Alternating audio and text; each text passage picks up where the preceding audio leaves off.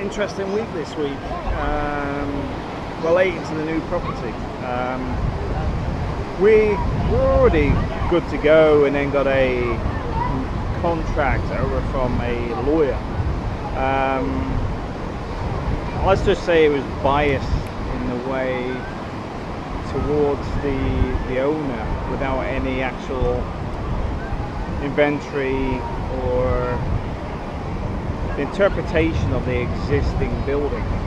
What do I mean? Basically, as a tenant, are we responsible for everything on the building? But the contract's actually written more in line with it being a perfect build in perfect quality, and not the fact that all the light fittings are missing. There's a lot of exposed wires, there's a lot of plumbing issues that quite simply I don't mind fixing, but to hell am I signing a contract off to say they're perfect, when in fact the electrics and plumbing are probably on had a test since the 80s, and there's a load of other things. There are clause for this, clause for that. Another interesting one was the rent increase will be based on real estate value. Now, one of the things I will say, which is quite common, is it's normally in line with inflation, not real estate value. The reason being is, let's just take an apartment over here. It could be advertised by 5 real estate agents. It could be 60,000 with one and 130 by another. What is the real estate value?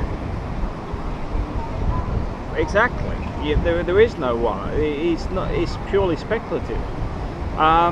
This is not a commerce town in the sense that you got people here that are working at local factories or got an IT hub or something like this. This is more of a tourist town, so 70% of the year is pretty much empty, so it's all speculative. Now the funny thing now is we rejected it. I mean, at the end of the day, I turn around and I'm going to lose about €1,000, but I turn around and say, look, this wasn't what I would expect from somebody going into a contract.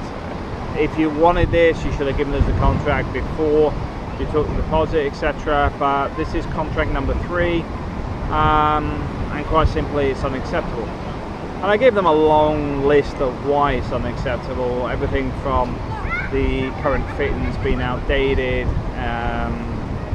the electrics are leaving behind, some of them don't even work. I'd rather they went in a skip, etc. In all honesty, I would quite happily go for a shell building with just the electrics there that need repairing. I just strip them out and put new stuff in, etc. Whole place wants painting, all that sort of stuff. And what the lawyers come back with now is they basically just sign here contract. 90% of it seems to be missing. Now, why they would expect me to sign that off, I have no idea. Because I think what he's done is quite simply translated the bits he knows I didn't reject into English, sent this over, then we'll send the Spanish one just going to sign here. It just ain't going to happen. I'm not being funny. The liabilities on this is horrendous. And the reason I'm making this video is just to make people aware you've got to be very careful. The other side of this being is that the owner of the property isn't that inclined to go the way the lawyer is. She's not really familiar with the legalities, etc.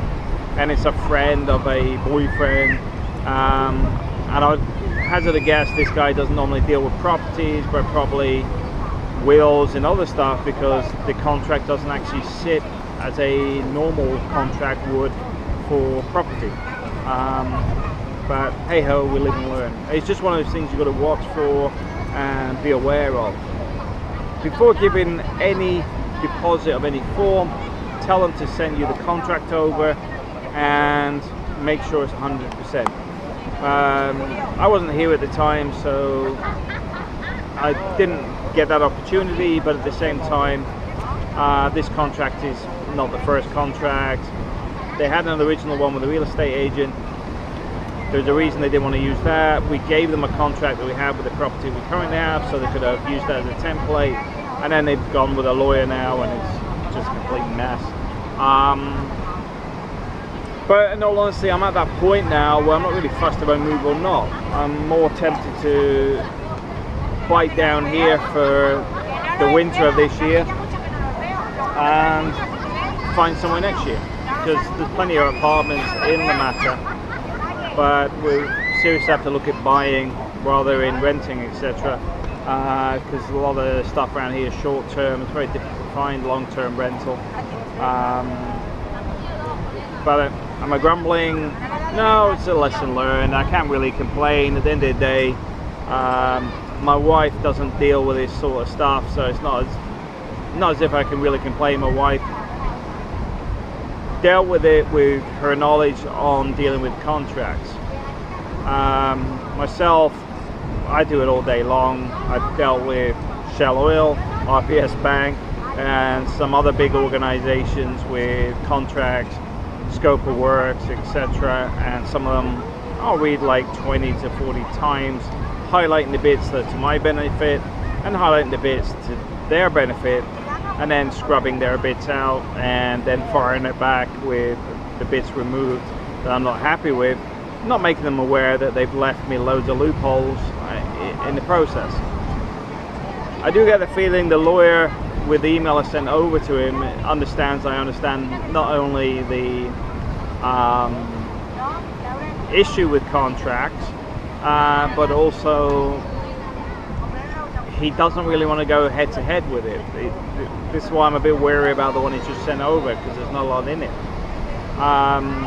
Whether he's heard from the owner just saying, well, just give him a basic contract, screaming child, and just removed everything, I don't know. This is why I can't sign it, because the contract I'll sign will actually have to have everything in it, whether it's in English or Spanish, and if it's the same as what they sent over originally, I can't accept it. But yeah, I mean, that was the funny thing. The lawyer's like, well, I'll come over and I'll talk to you face to face about it. And I'm like, yeah, but I don't want it face to face. I want it in writing. I want it in a legal document that turns around and says, when you turn around and say what I say you agree with, that it's written into the contract. I couldn't, try not to swear, I couldn't care less about a written contract. I couldn't care less on something verbally, because the problem with something verbal, it can be disputed in court. Everything's got to be on a process, and even the emails, he didn't send emails over, he wants to do everything by phone, etc. Very slippy, and that's why I'll probably reject it anyway, because I'm at that point where I just don't trust him, which is sad, because we're quite happy to move there. It's a nice 4-bedroom house, swimming pool, tennis court, but they want legal responsibilities for stuff that somebody hasn't adhered to over the years and suddenly want me to take responsibility for? Absolutely not. Anyway, thanks for watching, guys.